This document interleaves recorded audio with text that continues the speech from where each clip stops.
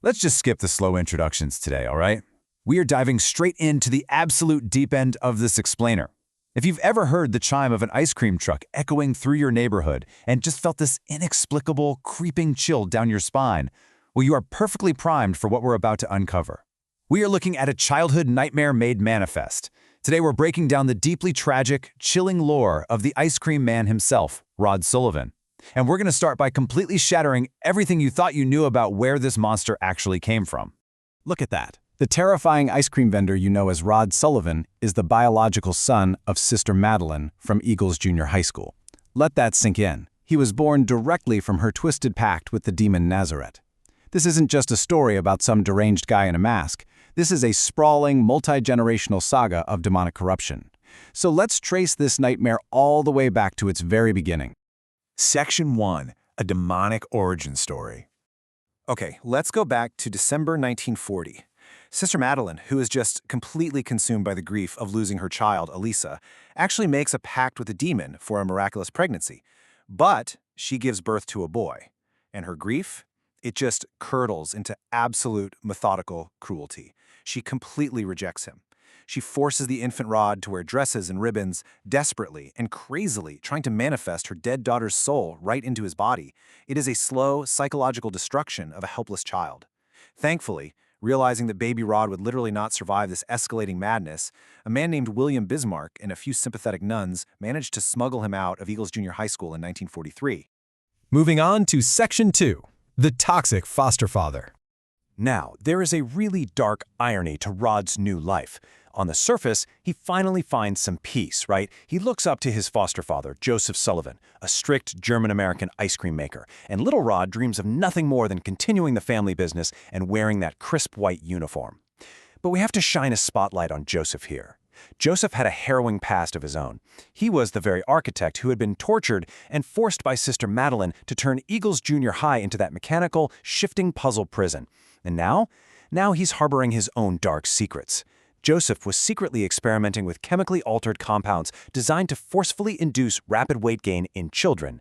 He kept all of this locked away in a padlocked freezer, strictly forbidding Rod from ever going near it. 14. That is the exact age where everything changed. Driven by just, the natural curiosity of a teenager and this incredibly deep, desperate desire to finally win his strict father's approval, a 14-year-old slender Rod Sullivan did the unthinkable. He broke the padlock, he opened the freezer, and he ate the forbidden experimental ice cream.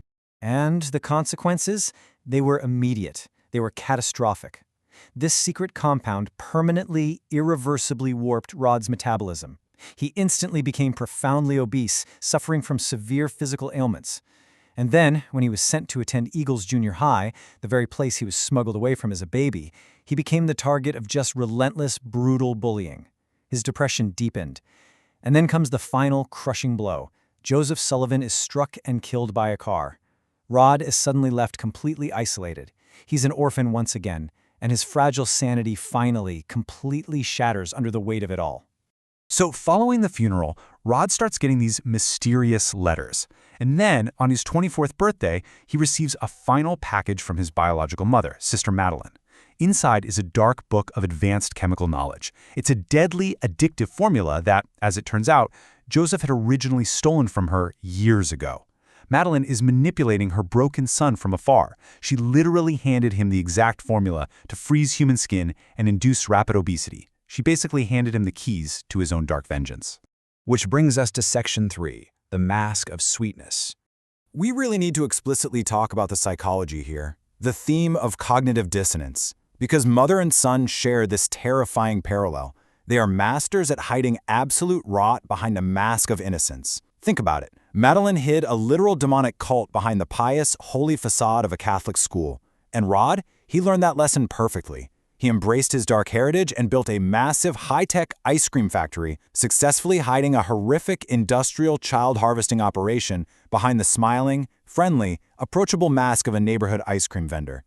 They both architected these massive empires of suffering, brilliantly disguised as sweetness and purity. And Rod's grand operational strategy is chillingly clinical. He partnered his mother's supernatural compound with the completely unprincipled scientific experiments of Dr. Albert Dumond, the rogue scientist infamous for his mysterious blue substance. Together, they built a machine. First, Rod patrols in his modified van, specifically targeting thin children and feeding them the special ice cream. Second, the rapid, supernatural weight gain takes hold. Third, he weaponizes the compound through his mask, freezing the kids instantly just with his breath. And finally, he kidnaps them, dragging them back to his highly automated factory to physically extract their essence. It is a terrifyingly flawless system.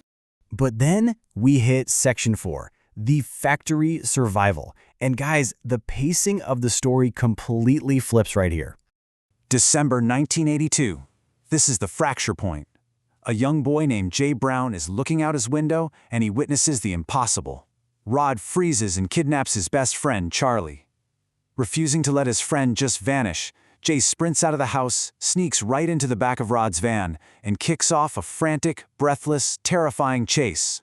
The entire operation just unravels into a chaotic spree. It starts in the neighborhood, it violently rips through a local cafeteria, and escalates all the way to the campgrounds. Jay's entire friend group, Mike, Liz, Charlie, alongside other captured kids like William and Linus, they are systematically hunted down. They are literally dragged deep into the heart of Rod's automated death trap. So, you really have to ask yourself right now, how in the world do unarmed, terrified kids outsmart an industrial, automated death trap? The answer? They fight back from the inside out. Jay, Mike, Charlie, and Liz do not just sit around waiting to be extracted. They are frantically navigating the internal ventilation shafts, they're infiltrating and hacking security control rooms, they are constantly dodging Rod and narrowly evading Dr. Dumont's horrific mutant fauna creations like that gargantuan mutant cook, Maddie. And most brilliantly of all, through sheer teamwork, they begin weaponizing Rod's own unstable chemical compounds right back at him. It all builds to this explosive, high-octane climax. Step 1. The kids trigger localized chemical explosions. This perfectly sets up Step 2, completely short-circuiting the factory's primary grid. With the grid totally down, Step 3. They successfully sabotage the heavy extraction machinery itself. This brilliant chain reaction leads to Step 4, a massive, catastrophic chemical backfire that fundamentally destroys the factory's entire infrastructure. These kids literally tear the empire down. Section 5. A fiery cosmic judgment. Let's slow down here, because the aftermath is incredibly heavy. Rod Sullivan is trapped, he's severely burned, he's beaten, and he is entirely surrounded by the crumbling, flaming ruins of his life's work. And in this fiery isolation, his broken mind finally grasps the horrific truth. His lifelong quest to punish the world for his pain was fundamentally meaningless. It brought him absolutely nothing but ashes. And in this profound moment of deep psychological remorse, time itself momentarily freezes. As time stops, higher powers actually step in to judge his soul in a cosmic debate. On one side, you have the NT Raindrop pleading for mercy, and you can see why, right? Rod was a victim of severe maternal abuse, toxic manipulation, and a completely tragic childhood. He was, quite literally, molded by monsters. But on the other side, the demon Nosbat, the very entity that granted his birth in the first place, delivers the final verdict. Rod's multi-generational sins, the brutal kidnapping and torture of innocent children, they are simply too severe for any kind of redemption. The demonic forces mercilessly abandon him to the flames. Ultimately, Rod Sullivan succumbs to the destruction of his own making, bringing a fiery, devastating end to his dark legacy. And it leaves us with one incredibly haunting truth. Unchecked human grief, when twisted by demonic manipulation, architects multi-generational empires of pure human suffering. Sister Madeline's grief birthed a monster, and that monster tried to freeze the entire world. It's just a chilling reminder of how trauma, when weaponized, consumes absolutely everything it touches. So, what do you think? Was Rod purely a monster, or just the ultimate victim of Eagles Junior High? Thank you so much for joining me on this explainer. Keep questioning, keep learning, and I'll see you next time.